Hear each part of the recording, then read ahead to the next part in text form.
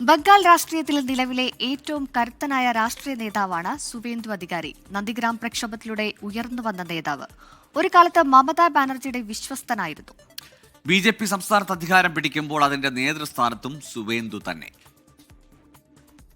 ബംഗാളിൽ സമീപകാലത്തുണ്ടായ രാഷ്ട്രീയ മാറ്റങ്ങളിലൊക്കെ സുവേന്ദു അധികാരി ഉണ്ടായിരുന്നു. ഇടതുപക്ഷത്തിന്റെ തകർച്ചയ്ക്ക് കാരണമായ നന്ദിഗ്രാം പ്രക്ഷോഭത്തിന്റെ സമരനായകൻ. പിന്നീട് തൃണമൂൽ കോൺഗ്രസ് വളർന്നപ്പോൾ അവിടെ നേതൃതലത്തിൽ സുവേന്ദു അധികാരി ഉണ്ടായിരുന്നു.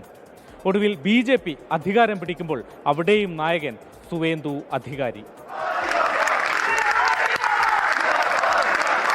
പിതാവ് ശിശിർ അധികാരിയുടെ പാത പിൻപറ്റിയാണ് സുവേന്ദു രാഷ്ട്രീയത്തിലേക്ക് എത്തുന്നത്. തുടക്കം കോൺഗ്രസ് വിട്ട് മമതാ ബാനർജി രൂപീകരിച്ച തൃണമൂലിൽ അടുത്ത ഇന്നിംഗ്സ്. നന്ദിഗ്രാം പ്രക്ഷോഭകാലത്ത് CPIM-നെതിരെ ഗ്രാമീണരെ അണിനിരത്തുന്നതിൽ വലിയ പങ്കുവഹിച്ചു.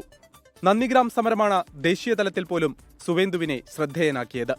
ഇടതുപക്ഷം വീണ് തൃണമൂൽ അധികാരത്തിലെത്തിയപ്പോൾ ഗതാഗതം, ജലസേചനം തുടങ്ങി പ്രധാന വകുപ്പുകളുടെ മന്ത്രിയായി.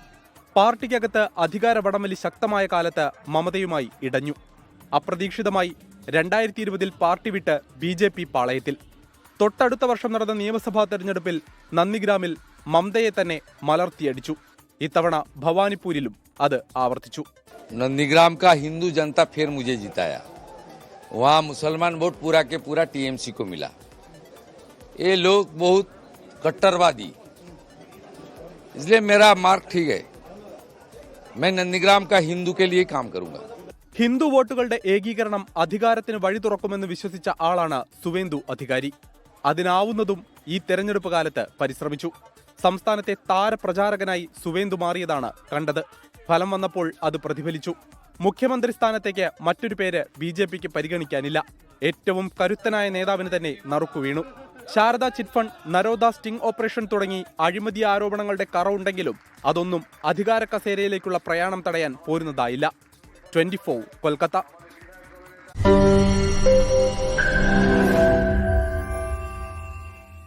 ലോകത്തെവിടെയായാലും ഏത് സമയത്തും 24 വാർത്തകളും ഓഗ്മെന്റഡ് റിയാലിറ്റി പാക്കേജുകളും എക്സ്പ്ലെയിനറുകളും വിശദമായി കാണാൻ ഞങ്ങളുടെ യൂട്യൂബ് ചാനൽ നിങ്ങൾക്ക് സബ്സ്ക്രൈബ് ചെയ്യാം.